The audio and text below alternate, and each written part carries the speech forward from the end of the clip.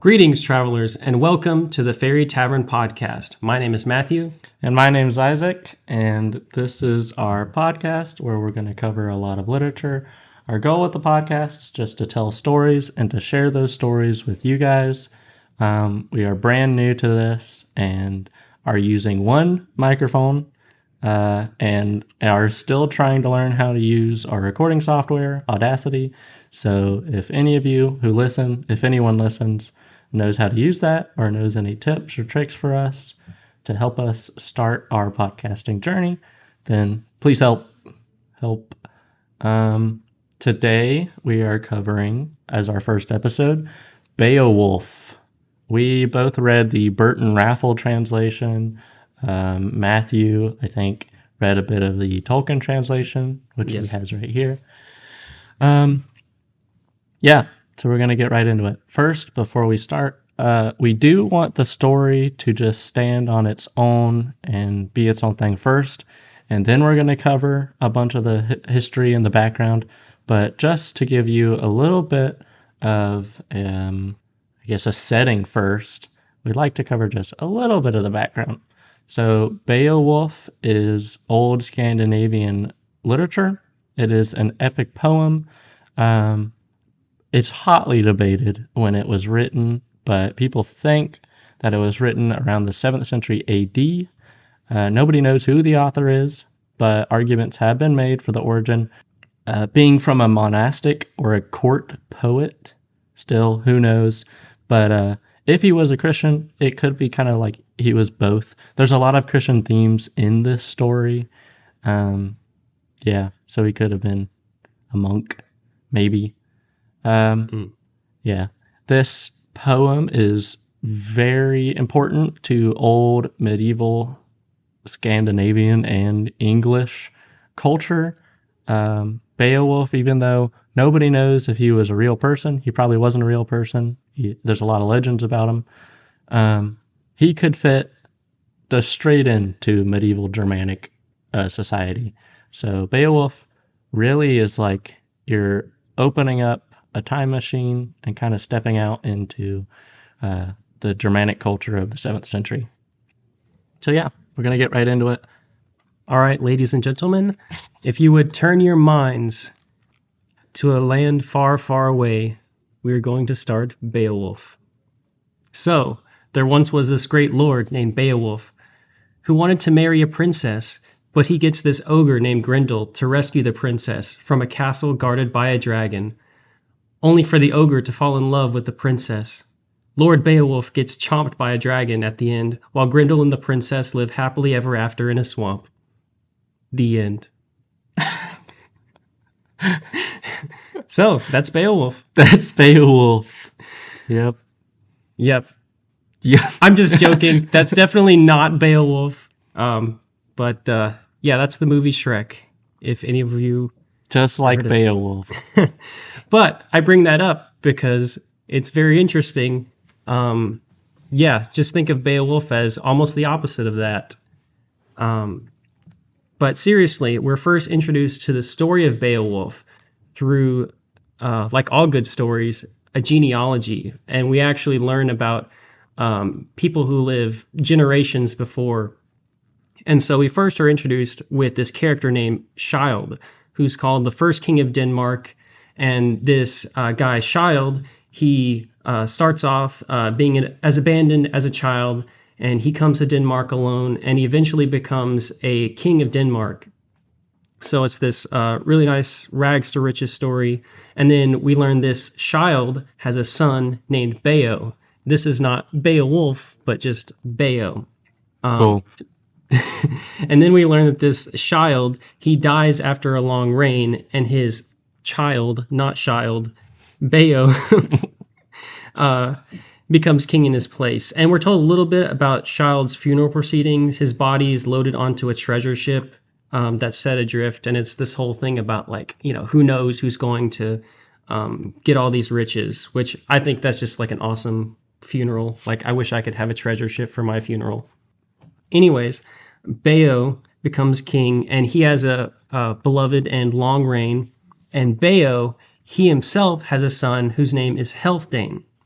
Healfdene is known as a fierce fighter who also has a long reign. And very important, Healfdene is going to have 4 children, 3 boys and 1 girl. There's going to be Hergar, Hrothgar, Helga the Good, and then a daughter whose name is Urs.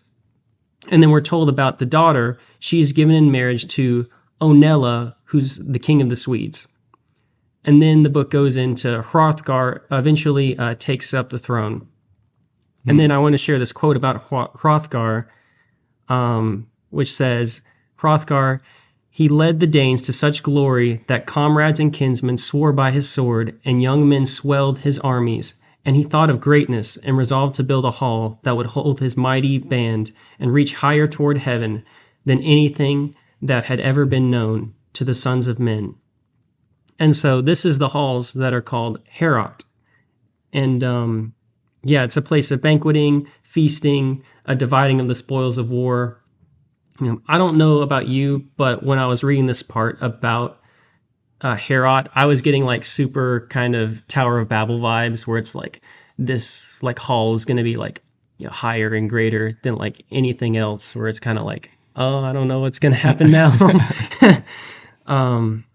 But anyways, it's a super cool, like it describes how like it's this towering place, gabled, it's huge.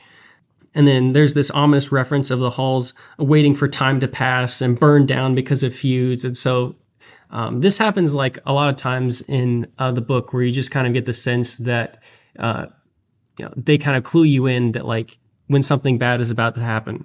And then there's a transition to a certain someone who doesn't appreciate all the racket that's going on in Heorot. And you'll never guess who this someone is, but his name rhymes with Brindle. Is his name Schwindel? Close. Blindle? Splindle? Splindle, yes. But no, so like, all the guys, like they're all in there hooting and hawing, like partying, having a good time. And like there's this character, Grendel, who... Oh. Grendel, yes. He doesn't like just the good time that's going on. I don't know, he's kind of a hater, to be honest. But he's described as a powerful monster living down in the darkness. Says he growled in pain, impatient, as day after day the music rang loud in the hall, the harps rejoicing, and all the poets' clear songs sung of the ancient beginnings of us all. And so Grendel is just super ticked that everyone's having a good time, and he's kind of like, oh, I don't like all this noise. And I think it's interesting how like you notice how there's the difference between like they're all in the halls, they're up high in this towering place, and Grendel's like down in this swamp in the darkness. So you have this difference between light and darkness. You have high, low. So I would be too if everyone hated me. So anyways, so then it kind of goes on, the book, about this little speech about creation. And so they're kind of giving glory and thanks to God. And then there's a contrast between Grendel and Hrothgar. So Grendel is spawned in the slime, said to be descended from Cain, who's cursed. And then it's kind of interesting. So Cain comes up like several times during the story. But Cain is said to be, in Beowulf, the origin of 1,000 forms of evil, spirits, fiends, goblins, monsters, giants, all coming from Cain. And they're called a brood forever, opposing the Lord's will, again and again, defeated. I just kind of like that part at the end where it's like all these like bad guys and then forever and ever defeated. Where it's like, get wrecked, monsters. Mm-hmm. Yeah. Just get defeated again and again. I think it's funny because it's like the author has nothing of our like modern sensibilities of like, oh, you don't want to spoil like who's going to win, where it's like at several times where it's like, yeah, this guy's about to get wrecked. Yeah. Yeah. So anyways, we transition to chapter 2. This is where Grendel leaves his swamp and he goes to Heorot, Hrothgar's halls at night. And then it says that he snatches 30 men, kills them, and brings them back to his lair. I like kind of what it says. It makes a little comment like his thoughts were as quick as his greed or his claws. And also I think it's kind of funny that like he like rips open, it talks about like the bolts on like the door, the iron bolts, like with just like a touch. So he's obviously like really strong. He's been hitting the gym. But then after this happens, so there's this great lament in Herat where they're obviously like, super bummed that all these people died. And then it talks about this goes on for 12 years. 12 whole years. Grendel's been coming and going, killing people as he pleases. And then it talks about how, like, kind of the only safety is distance, where it's like, that's the only way people can be safe from Grendel, is just put some distance between Grendel and them. But then there's kind of this positive thing where there's this mention of Hrothgar's throne being protected by God. It talks about it cannot be touched. And then I like there's this little comment like, God, whose love Grendel could not know. Get owned again, Grendel. Poor Grendel. But I think it shows you that even in the midst of this evil, like evil has limits. Like God has certain like limits that he's put on how far Grendel can go. And so there's even kind of this little hope, even in the midst of all the suffering. So I don't know. I kind of like that. So it does talk about after this, they tried different things to deal with Grendel. And it even talks about they sacrifice to the old gods, and spoiler alert, doesn't work. And then we go to the king is entrenched in sorrow and agony. So anyways, after that we transition to Beowulf. And Beowulf hears of the horror of Grendel. He picks 14 men to sail with him across the sea to Hrothgar. I think it's cool that it's like a 14-man company, because it just reminds me of The Hobbit, where it's like, the lucky number. Mm-hmm. 14. Beowulf and his dwarves. Beowulf and his dwarves. Well, I mean, they're kind of all like dwarves compared to him, because there is a mention about like how Beowulf is like so tall, where he's like taller than... It really was Beowulf and his dwarves. Yeah.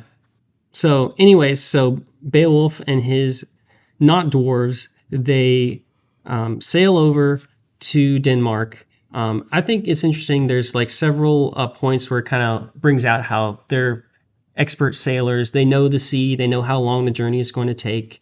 And even when they arrive in Denmark, like the first thing they do is they give thanks to God when they reach the shore.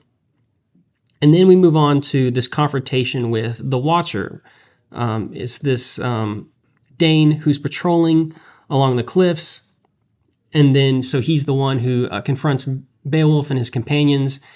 He basically asks, like, who are you? Like, and from where and why? And he also notices, like, hey, these guys are decked out with, like, armor and weapons. And Beowulf speaks for the group, explaining their quest, and that their origin is from Hygelac, who's called the King of the Geats.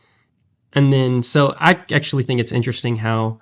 there's this whole spiel to the Watcher, and talks about kind of like the Watcher, like he instantly kind of like receives them and is like, I believe you, which I think that's pretty cool. Like he literally says, I trust in your friendship, go forward, weapons and armor, and all on into Denmark. So just the level of trust there, I think is really cool and unique. And so next we go, the Watcher leads them into Herat. And then Herat is described as covered with hammered gold, and also called towering, majestic, and it talks about its glittering roofs. And so even though Herat has been attacked and is somewhat disfigured, like it's still like a glorious place. And so Watchman goes back to the shore, and anyway, so they come to Herat, and they're greeted by a Danish warrior who is called Hroth's herald and captain. Is Hrothgar the king of the Herat, the hall of Geatland? No, sorry, not Geatland. Hrothgar is the king of... He's the king of Denmark. Where Beowulf traveled to. Yeah. Oh, okay. Yeah, where's the... Okay. There was a lot of names. Yeah, that's I got lost. Yeah, it's easy. Yeah, so anyways, Hrothgar is the king. He's the king whose throne is protected by God, but he's in sorrow because of all this destruction, Beowulf is now coming to Heorot with his companions, and they're met by the herald and captain of Hrothgar. I think it's cool that Beowulf, he asks, not demands, for an audience with the king. He talks about like if he chooses to receive us. So Beowulf is polite and gracious as he should be to a king. And then we kind of learned that Wulfgar is his name. So Wulfgar goes to the king, who Beowulf is, in the quest. I know, I think Wulfgar is such a cool name. It's a cool name. And then, so Beowulf goes in to the king with several of his men, and he speaks to Hrothgar of his purpose. Beowulf is the cousin of Hygelac, here to save the best of all mead halls. So it's talking about Heorot, where much mead is consumed. I'm thinking of like in Viking times, they got the big upside down boat hall thing. Like that. Mm-hmm. That'd be cool. That's what I'm picturing. Yeah, pretty awesome. But it has to have glittering roofs and like gold and ivory and stuff. It's pretty majestic for that time. Mm-hmm. Okay, so Beowulf, when he goes to Hrothgar, he talks about his duty, and he talks about how it was the counsel of the wise for him to come here and assist Hrothgar. So I think it shows that Beowulf is not just kind of showboating. He's like, this is after like receiving counsel that, hey, we think this is a good idea for you to go. He's not just going out on his own will. And talks about, they have seen my strength for themselves, have watched me rise from the darkness of war, dripping with my enemy's blood. That was, I think, one of the most interesting lines, because like in the context, it's supposed to be like a good thing to Beowulf, like dripping with his enemy's blood, which sounds like a bad thing. But then in the context, like if your enemies are like giants and monsters out of the ocean, okay, then I guess it is a good thing if like if your hands are dripping with the blood of those enemies. Yeah. And then it talks a little bit about Beowulf's feats. Like he drove 5 giants into chains, chased off all the race from the earth. So we kind of get a mention of the giants who kind of come up several times. And then talks about how he swam in the blackness of night, hunting monsters out of the ocean and killed them one by one. I don't know. I was just thinking like this guy's just really hardcore, like killing monsters. He is hardcore. So anyways, Beowulf says that he will not use weapons, which I think is really interesting. And the reason he gives, so he says, my lord Hygelac might think less of me if I let my sword go where my feet were afraid to.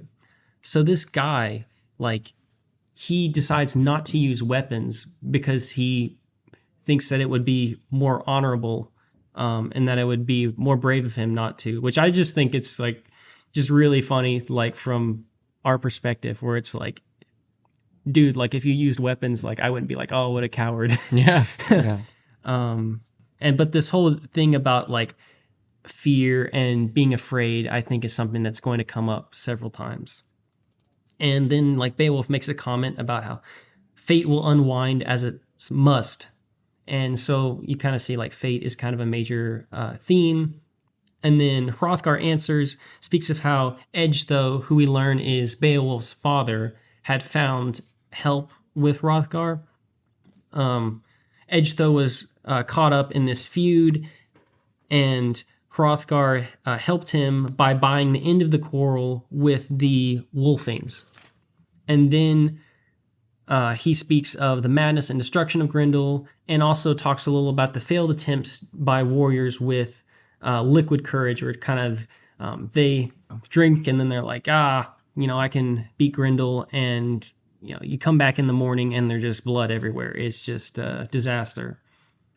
So it's kind of a weird transition because, Hrothgar's talking about how all this destruction and blood, and he's like, sets forth a banquet, and he's like, okay, time for a banquet. So he holds a banquet in Beowulf's honor. They drank and rejoiced to the bright sweetness of mead and the singing of poetry.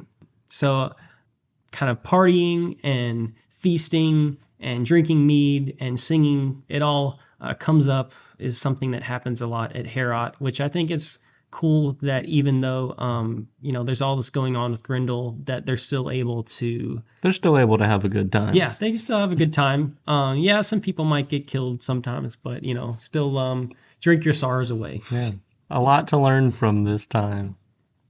We should still be like that. Hey, we should have a feasting. Yeah, that's a good thing. So we kind of transition to this dude named Unferth. So he's called Eclaf's son, and he kind of mocks Beowulf a little bit. It says he responds harshly. And then we kind of get a little insight into his motivations, where the book says, vexed by Beowulf's adventure, by their visitors' courage, and angry that anyone in Denmark or anywhere on earth had ever acquired glory and fame greater than his own. So we kind of see that, Unferth is just kind of jelly, and that's why he's trying to talk down Beowulf. I was thinking when I was reading this part of the whole thing about the story of David when he goes to see his brothers in battle, and one of his brothers, he kind of like comments against David, and where it's like you're just here because of the evil in your heart. You wanted to see the battle, where there's kind of that jealousy where you're kind of ascribing ill motivations to them, but you're really just jealous. So anyways, Unferth accuses him of losing a dangerous and reckless swimming match to this guy named Brekka. A swimming match? A swimming match. A dangerous and reckless swimming match. Mm-hmm. Well, let me tell you. So, please. This guy, Brekka, is called the ruler of the land of the Brondings. And so we kind of get... so Beowulf, he responds back to Unferth saying that no one swims like him, and also they were kind of too young to know better. And so the swimming match happens basically... they're swimming, him and Brekka, for 5 days until the wind-tossed waves split the two apart. And so Brekka finds land, but Beowulf is captured by a monster, and he's dragged to the bottom of the sea. And it talks about how he's able to stab this monster in the heart, and kind of there's a whole mention of like fate. And then he fights some other sea monsters, and then there's this quote. So it says, by morning, they decide to sleep on the shore, lying on their backs, their blood spilled out on the sand. And so it's kind of like these sea monsters are like sleeping on the shore, but they're dead. Yeah, so eventually Beowulf, it talks about he finds land in the east, and it's described as God's bright beacon. And so we learned that there are actually 9 huge sea monsters killed by Beowulf. And so Beowulf, he lands on Finnish soil. And so kind of Beowulf like, yeah, this is actually what happened. And so Brekka was not actually bested by me, but there was a storm that brought us apart, and I had to fight these sea monsters, which, I don't know, I kind of think that's the best excuse ever to lose a swimming match, where it's like, I had to fight 9 sea monsters. Yeah. And then I think it's funny, so Beowulf, just the way it says, where he's like, and there's more, you murdered your brothers, where it's like, if that wasn't enough, Unferth, you also murdered your brothers. And then he says, proud son, if your hands were as hard as your heart, as fierce as you think it, no fool would dare to raid your hall, ruin their Heorot, and oppress its prince, as Grendel has done. And then Beowulf goes on, saying that the Geats will show him courage soon, and he assures that evil will be gone and Heorot will be restored. And then we go back to Hrothgar, where he's described as a ring giver, which that's something that comes up a lot. And so this is kind of a token of his generosity and builds trust, and it shows that he's actually a good king. And then we transition to Weltau, who is the queen. And so we kind of learn more about Weltau. So she's got all this jewelry. She's really blinged out. So they're partying. They're having a good time. But eventually Hrothgar rises sleepy. And so it's kind of like the festivities are ending, bedtime. I think it's funny that Hrothgar like hugs Beowulf goodnight, basically. Yeah. Thanks, Hrothgar. Yeah, what a guy. What a guy. And then so we move on. It says, firm with our Lord's high favor and his own bold courage and strength, He stripped off his mail shirt, his helmet, his sword, and then he gave them to his servant. And so we have Beowulf, like, he's stripping off all his mail and all his gear. And so he really is in a vulnerable position. I don't know, when I was reading that, I was thinking of the story of David as well, where he kind of like, he puts on Saul's armor, but eventually he kind of takes it off. Yeah. All right, transitioning next, we kind of learn how Beowulf, it talks about he's trusting God, and the men are thinking of how, the Danes were murdered. And so you imagine, like, Beowulf's guys, they probably are sleeping very uneasily thinking about all the murder that's taken place.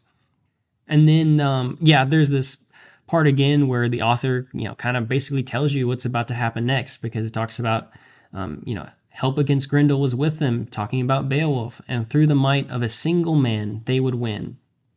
So, author's already telling you they're going to win. And then next we go to Grendel. Grendel comes up out of the marsh through cloudy night, and then he tears down the door with the touch. So Grendel comes in, he snatches one guy, one Geat, and he rips him apart. It's super violent, and then he grabs for Beowulf. But this time it's different. So when Grendel grabs Beowulf, Beowulf grabs Grendel, and then he grabs his claws, and then it talks about while he's leaning up on one arm, and so he's not even like using both arms. He's just like, leaning up, like just grabbing Grendel. Yeah. It's super easy for him. And then, I love this part, how like Grendel is described. And so he's called that shepherd of evil, guardian of crime, knew at once that no on earth had he met a man whose hands were harder. His mind was flooded with fear, but nothing could take his talons and himself from that tight, hard grip. And so basically Grendel's like, oh no, how am I going to escape this? But I just think Shepherd of Evil, Guardian of Crime is like the funniest name for a villain. It is. It's a kenning too. Yeah. Yeah, so next we go, so Beowulf, he cracks Grendel's claws and he clutches him closer. So it's kind of like, bring me closer. Mm-hmm. So the two are together face to face. And then talks about there's a struggle, but Grendel is held firm.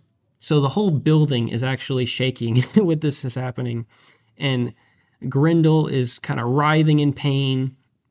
And then there's this little thing it says about he's caught in the arms of him who of all the men on earth was the strongest. And so Beowulf is the strongest. I think it's actually interesting that it talks about like Beowulf has the strength of 30 men. Yeah. And like Grendel before, he snatched 30 men at once. So yeah. Almost kind of a little parallel there.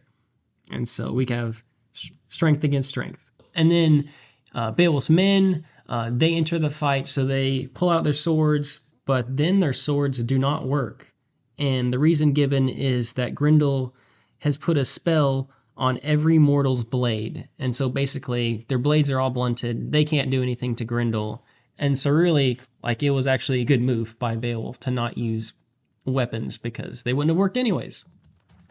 Cheeky Grendel. And then, so the struggle continues. Grendel tries to escape. And basically, you kind of have Grendel like twisting in pain. And then it talks about muscle and bone are breaking as Grendel twists. He flees to his hole at the bottom of the marsh. And so Grendel leaves, but actually he leaves a piece of himself in Heorot. Basically, his arm gets torn off like from the shoulder down. At that point, the battle is really won because like this is a wound that he can't go back from. This is a mortal wound. Grendel's arm is ripped off. He's going to bleed to death. And so Grendel is kind of going back to his den. He's going to die of his wounds. So he's defeated, but not dead yet. And so after this happens, Grendel's arm is actually hung in the rafters by Beowulf, like with the claw on the shoulder, which I think is pretty cool. Yeah. Because like a lot of times people like, put like a mount on the wall or like antlers or something. Like imagine like Grendel claw, like that would be really cool. That would be cool. I wish I had that. So Grendel goes back to his den and it's described, so the water was bloody. streaming and boiling, its horrible pounding waves, heat sucked up from his magic veins, but the swirling surf had covered his death, hidden deep in murky darkness, his miserable end, as hell opened to receive him. So basically, Grendel dies, and he goes to hell. Dang. No sugarcoating it. So, yeah. Sorry, but not sorry. Yeah. Take that, Grendel. After this, in Heorot, obviously, the mood changes. There's rejoicing. There's partying. And then it talks about people riding back to Heorot. So there's this proud old soldier who sings this song about Beowulf. And then so we kind of get this tangent about this dude named Sigmund, this tale about him doing battle against a treasure-rich dragon. And then there's the tragic story of this dude named Hermund, who's referenced, and he's more of a tragic character. It says, his vanity swelled him so vile and rank that he could hear no voices but his own. And so I think Hermund is kind of a cautionary tale and kind of a contrast to Beowulf, who does not act like that. He's very humble and gracious and trusts in God and does not abuse his strength. So Hrothgar and all the boys, they arrive at Heorot. Hrothgar gives a speech at the top of the stairway, thanking God and honoring Beowulf. Beowulf responds by giving a little recount of what has happened. And then I like this little thing he says, like, what we did was what our hearts helped our hands to perform. And so even though, Beowulf is physically strong, like he's also strong in heart. And so I think that's really cool. And so basically everyone's like, hooray, Grendel's in hell. Yay. And Unferth is very quiet. Very quiet. He's jealous. Jelly. Yep. So Heorot is cleaned and decorated, and there's this whole victory banquet, and gifts are given. Beowulf, he's given this golden banner, this helmet with these cool designs on it, this coat of mail, and this ancient sword. Nice. And he's even given 8 steeds with golden bridles. And wow. You want to ride all of them at once. Yeah. Well, he's so tall, Yeah. He needs 8 horses. Mm-hmm. We all do. And then one of them has a jeweled saddle, which is pretty cool. Wow. And then the other guys give gifts. And then there's this quote that I think is really cool. Then and now, men must lie in their Maker's holy hands, moved only as he wills. Our hearts must seek out that will. The world and its long days, full of labors, brings good and evil. All who remain here meet both. And so kind of how, like Beowulf, he's this great warrior, but he lies in the hands of God, and he's only an instrument of his will. So basically, it's party time at this point. We've got harps, we've got poets. It's a great time. And then so there's this poet, and which I think is just really cool that you have like a poet at parties who sings. I want that. Me too. Yeah. And so this poet, he sings about this guy named Finn, and it's kind of a story of Finn's truce between the Danes. Finn, he makes this truce with this guy named Hengist, and basically they're kind of stuck together for the winter because Hengist can't get back to his land during the winter because, water's all frozen. So they're stuck together, but then in the spring, when they're about to go back, Hengist, even though he's made a truce, he goes back on his truce, and he kills Finn out of revenge. And basically, the queen is captured and brought back. And so that's the story of Finn, and then there's kind of a little part that goes back to the celebration. Weltau, the queen of Danes, not the other queen, not Finn's queen, but Weltau, the current Danish queen, gives a cup to the king and also gives Beowulf a necklace. Man. And then it talks about the Brosing necklace, how there's this whole history. It goes into the history of the necklace. Yeah, well, this part was kind of confusing because I wasn't sure if it was like, because if this was the same necklace as the one she gave, because it basically there hasn't been a necklace like this good since the Frozen necklace, so I think it might be like a separate necklace. But I think it's cool how like a lot of things have history. Like this particular necklace has gone through hands, has a history. Like there's just kind of this sense of like deepness to the story, where it's these details that you might just want to gloss over, but like the author thinks it's actually important. Mm-hmm. So, yeah, Weltau, she blesses Beowulf and basically like, wishes him happiness and everything, and then returns to her seat. And so we have the soldiers eating and drinking like kings. And then there's this ominous mention of the savage fate decreed for them hung dark and unknown what would follow after nightfall. So it's like they're all partying and having a good time, but they don't know what's about to happen. So we have hosts of men sleeping in Heorot, weapons ready. I just think that's really cool. Like it talks about like the Danes, like this is how soldiers must live. Like sleeping on the floor of their mead hall. Yeah, well, specifically with their weapons ready. Oh, yeah. At their side, their shield, and so. Yep. Yeah, I want to sleep with my weapons by my side. Mm-hmm. In case Grendel comes by.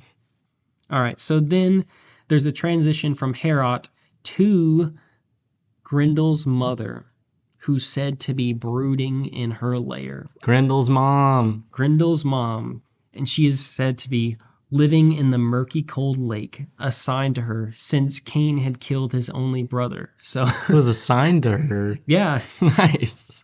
Yeah, you get a lake. Wow. So, and then it talks about the Danes slept as if already dead.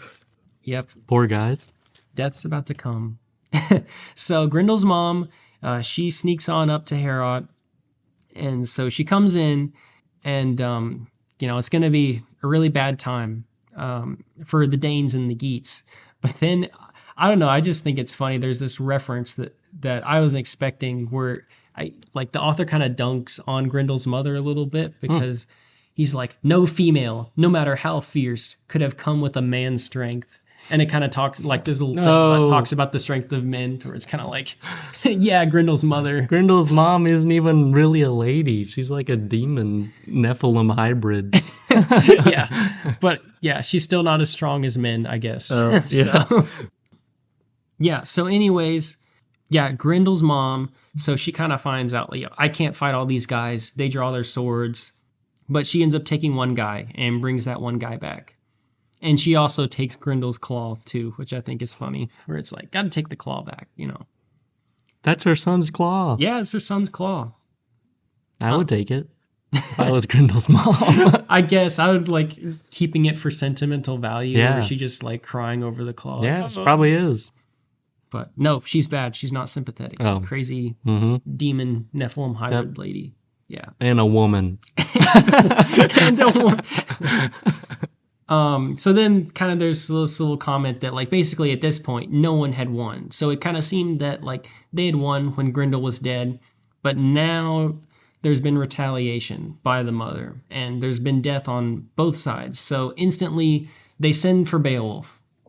And Beowulf comes, he basically asks if everything is at peace, and Hrothgar, he's basically like, no, everything is not at peace. Basically, so the guy who just got snatched is named Escher, Ermlaf's older brother, and basically this is like Hrothgar's guy. Like this is his like friend and buddy, his counselor, is someone who fought by his side. So Hrothgar is super sorrowful that like Escher has been killed. No, Escher. Yeah, so whoever this Escher guy, like he was cool. Yeah. And then there's a little thing about, so apparently peasants before had seen two giant monsters wandering the marshes, and one was female. And so that's when like they actually named the big one Grendel. And then there's kind of a whole thing where if he had a father, no one knew him. So we don't know who Grendel's father was. I mean, I guess Cain if you go far back enough. And then I like how the lake is described. The lake is described as kind of like misty and like covered by tree growth, so it's very overgrown and concealed. And it talks about how like it's burning like a torch, the lake itself, which is really scary. Grendel's dad left to get milk and never came back. And I guess set the place on fire too. That's why Grendel grew up to be so mean. He didn't have a father figure in his life. He only had his mom. Hey, well, yeah. Maybe he was really feminine too. Even monsters need dads. Yeah, even monsters need dads. But basically with the lake, it talks about how like animals will like stay away from this lake. Like even a deer, even if it's being like hunted, it will not like go into the water even to save its life. So yeah, this is not a good place. And so then talks about Grendel's mother is hidden in her terrible home in a place you've not seen. Seek it if you dare. Save us once more and again. Twisted gold, heaped up, ancient treasure will reward you for the battle you win. So this is Hrothgar speaking to Beowulf, basically like, Grendel's mom has gone back to her den, seek it if you dare. But he does say at the end, like, for the battle you will win. So he seems to be expectant that Beowulf is going to do something about this. Well, Beowulf's a dude. Yeah, next time we're going to talk about, Grendel's mom and whether Beowulf is actually successful. But right now we're going to kind of pause the story. We're leaving you on a cliffhanger. Yeah, leaving you on a cliffhanger. But don't worry. We'll be back to talk about this. But we'll do kind of a little bit of reflection on just what you think about the story. So I think I'll just kind of let you, Isaac, since I've been doing most of the talking, kind of talk about some of things that you just thought about the story. I'm not a huge fan of Beowulf, to be honest, but that's okay. My favorite... Don't tell them that, because then they won't want to listen. Be like, well, I guess it's not that good. Of all literature, poor Beowulf. Anyway, well, I have some thoughts. Okay. So just one of the big themes that I just noticed is that revenge is a big thing, where it's like there's all these feuds. Feuds are kind of this big problem. And even when like Heorot is introduced, like there's this kind of ominous thing about, well, it's going to be burned down by feuds one day. Foreshadowing. Lots of foreshadowing. Mm-hmm. I mean, like the whole thing of what's the guy's name who doesn't like Beowulf? Unferth not liking Beowulf, being all jealous. Mm-hmm. There's the feud between Edge, though, that Hrothgar helps to calm. Grendel coming and, wrecking the party. That's because he's jealous, because he got left out. Yeah. There's the feud with Finn. Yep. There's the feud with Grendel's mom and Beowulf, well, the Danes, because they killed her son. So, revenge is a big part of this. I don't know. I think it's interesting, because I think it's easy to just really dunk on these people, being like, they're so bad for doing this, which, I mean, there is a lot of bad stuff. But also it's like we're not living in modern times. Like there's not this like established justice system where it's like... Well, there was a justice system so much as in like, you hurt me, I'll hurt you sort of thing. Yeah. And so like what do you do? Like how do you have justice but not go too far and it not just return into this like revenge war? Yeah. So I just think that's a big thing that I noticed. Yeah. And how like even what's his name, Hengist, like they had made a truce, but he was just so filled with hatred that he just goes back. And so I think it's just a warning to us. And then just another big thing that I got from the story was courage. Courage is a big theme. Even later in the story, I mean, it's going to continue to come up. And so Beowulf is basically this fearless warrior, and he has kind of this just ultimate courage. But there's a lot of fear that Grendel causes, and really just that half the battle is just courage. It's almost weird, like someone reading the part when like Grendel and Beowulf kind of first come face to face, where like it seems like just from reading that Grendel is just kind of taken aback that like there's someone who's just like not afraid of him. Yeah, well, Beowulf is like the personification of like the Germanic, what they thought was a stand-up, strong person at the time. Courage, strength. Beowulf kind of just personifies that, embodies that. Yeah. Yeah. And I mean, another point that I thought was like just the inclusion of fate. There's so much of that. And not just like in how the book tells about stuff, but also the constant foreshadowing. There's so much foreshadowing about, Grendel's about to die. Grendel's mom's about to die. Beowulf's about to win. And later, another thing happens. We won't tell you. We won't tell you. But yeah. And I mean, it goes to show as well that just evidence that maybe this was written by a Christian monk, just the amount of Christian influence in the book itself. And this kind of becomes a little more apparent later in the book of just the king's giving thanks to God when Beowulf comes back home. And there's a lot of instances like that. Mm-hmm. Yeah, I'm trying to remember. I think there's one reference to like the Wheel of Fate, if I remember correctly, where it's kind of this, good and bad come to you, and the wheel kind of keeps on turning. The wheel keeps turning.